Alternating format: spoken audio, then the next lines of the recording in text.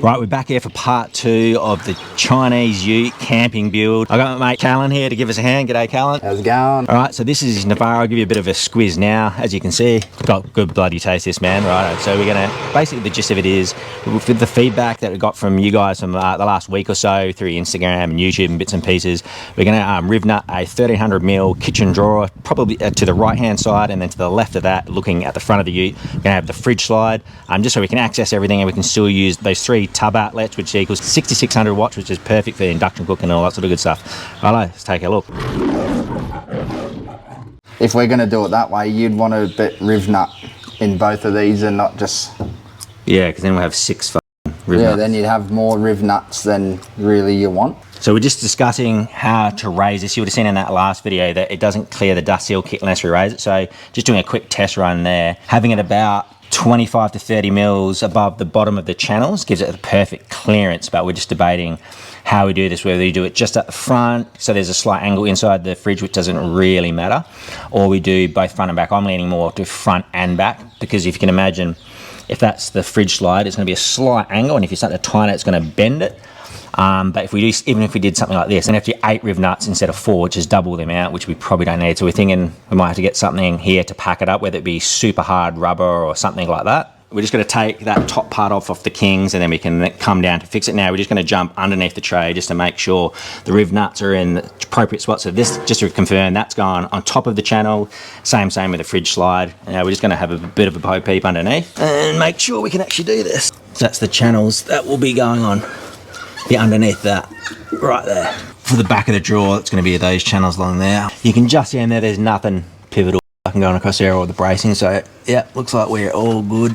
Right, we're off to Bunno's. We're going to grab some more of the M6s. We're going to grab some rubber washers and something to pack up that fridge slide. Righto. Throttle control, so like with a diesel and that, you put a throttle controller in, so then you've got more, like, better response. But with an EV, I wonder if that's even a thing. Like, is it... I don't know, I've seen a few things online about people trying to hammer they get more power out of it, because obviously still got a petrol engine. Yeah. And if you want to get 0 to 100 or something, the engine will go on with the EV and give it like a bit of extra power. Yeah, there would be a way to do something.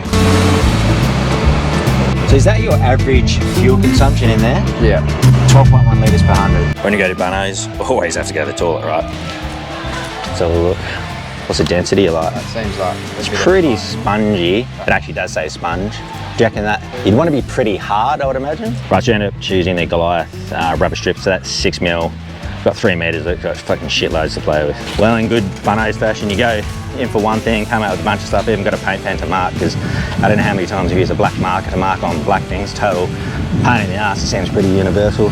Right, we're gonna go back. We're gonna mark out the drawers on the tub, then start ripping up this bad boy in. All right, we're back from Bunno's. Now we've got it all lined up. We're just gonna take this top part off, so obviously we can get to the fixings from the whole length up, being it's 1300mm, because there's absolutely no way we get our arms and the drill bit all the way down there, because we're not monkeys. Right, let's take this off now.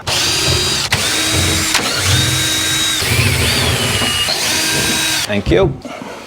That was one thing we didn't actually talk about. What do you reckon in terms of having it further back or further forward? To be honest, I would, if it was me, I'd probably have it all the way back, because then you can, if you just want to put some loose things in, you can put them down here. You're losing out on that much space at the back. All right, we're just going to put the drawers back in just to do another dummy fit, just to see where this is going to go. Right, we're just going to dummy fit some of that 6mm rubber now, just at the front of the fridge slide, just to have a look and see if the fridge is actually going to fucking clear it. What about the compression on the rubber? Do you think that's going to change anything?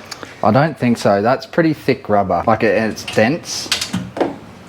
So I think it should be pretty good. Like I was pushing down on that before, and it hardly any movement. It's Dobby's fault if that then hits the gate on the way out and we have to pull the cunt back out. Right, so we're just using that paint pan that we snagged from Bunno's. We're going to go 6 M6s with the riv nut on the drawer, and then we're going to go 4 on the fridge slide. So we're just obviously marking them out first now that we've got it all dummy fitted and set up. I feel like the older I get, the more handy it'd be to have like a step up or something into the fucking tray. Because normally I just put my ass on there and swing myself up. So previously I'd be able to just step and just use the strength and just go straight up. That ain't happening anymore. All right, we're just gonna do a pilot hole. We don't have a center pump. Nice and careful. Now we'll just do this 6 times and then we can start with the riv nut. Right, so we've gone from the pilot hole, we step it down to 7, then we'll go for the 9 to finish it off with it, the M6. Same, now with the 9, then we've got to chuck the rivet nut in. How good is Mrs. Q? What a legend. Did up a pan-fried toasty for us. It looks like it's got salami ham, some high melt cheese, and some sweet mustard pickles. What an absolute legend. Awesome little bloody invention. I don't know how I've never heard of riv nuts before this, righto? We'll finish the rest off and then we'll see it once they're in. Callan, that's the riv nut that we were talking about before. And it's basically just getting that flush with that top of that channel, and then we can use the tool to obviously then crimp it up. It's actually pretty clever how it works if you haven't seen one before, but we'll show you one that hasn't been drilled in, one that has. So you can see the one on the right clearly, it's a lot longer, it's a lot smoother, that goes straight in flush. You can see the one on the left, ribbed for her pleasure. So that crimps underneath the tray, and that's what actually holds it in, and then you can just screw your M6 straight into that. As you can see there, see the threads right up near the top, that's pinched that between the surface and the bottom of the tub. As you can see, that's them all fitted. We've got 3 at the front, 3 at the back. Then we use the riv nut attachment on the drill, and that will expand that steel and then pinch it underneath the tray and hold it in place. Just the tip, of course. So because there's a bit of a sweet spot with it, and I've never done this before, Callan's kindly donated his time to do the riv nut part of it. So he's just going to bang that in now. Got a little bit of anti-seize to act as an anti-corrosive.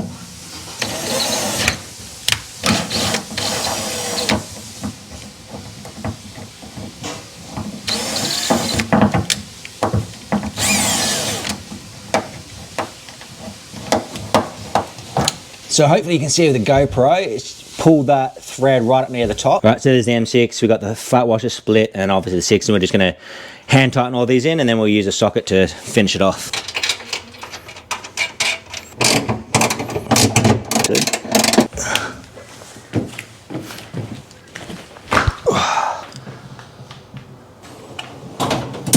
Oh, shit, you're up? Yeah. The way you move, I was like, oh, fuck, you got lost. Yeah, I just, this side wasn't clipped. Beauty. Just like bought one. That's him. Right, top board's now aligned. Just a matter of banging in the Allen key screws in the end, and that is that one done. Right, so we now have the drawer in. We're now putting the fridge slide in just to make sure we're dead-eye dicks with our measurements.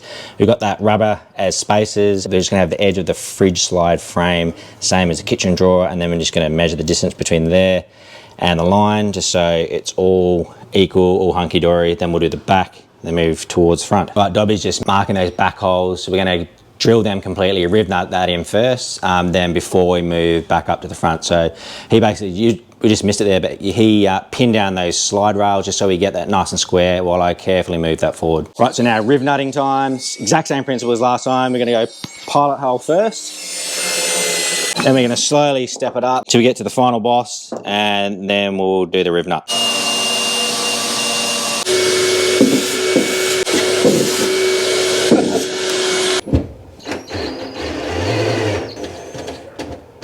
Fridge slide now going in, and we're going to riv nut that back end in, and then we can do the same for the front. Cheers. You can see there the marks that I put before, just there, just there. Yeah, so what we're doing here, we're just pulling out these bolts that we riv nutted earlier. Then we're going to remove the hole slide itself. We've already pre-marked those front holes there. We'll take the hole slide out, pre-drill some pilot holes, and then put those new riv nuts in for the front there. Thanks, mate. So we've now put those rubber pieces, and it might be really hard to pick up here, but they're underneath the rails. That's just to elevate that slightly, because obviously the tailgate, hard to tell, but that actually rises up ever so slightly, and it will catch on the front if we don't have that lifted.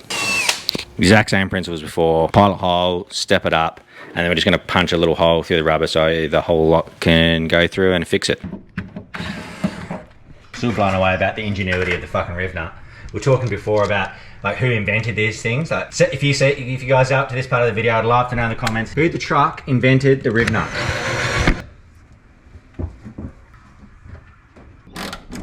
The back's being tightened up, as you can see on the side here. It's now raising that so it's off the tailgate. There's a smaller gate at the front of the slide versus the back. Right, we'll tighten up those 4, and then it's ready to throw the fridge on and give it a full test run. Moment of truth. We're gonna go fridge on and see how this works. That's about roughly in the middle. Started from the start. Happy with that. Right, so there we go. It's all set up. If you didn't see the first part, We've got the King's induction stovetop. So we've got the stainless bench and the cutlery that Cheryl just got. You can also reverse that if you want to. There's nothing in here yet.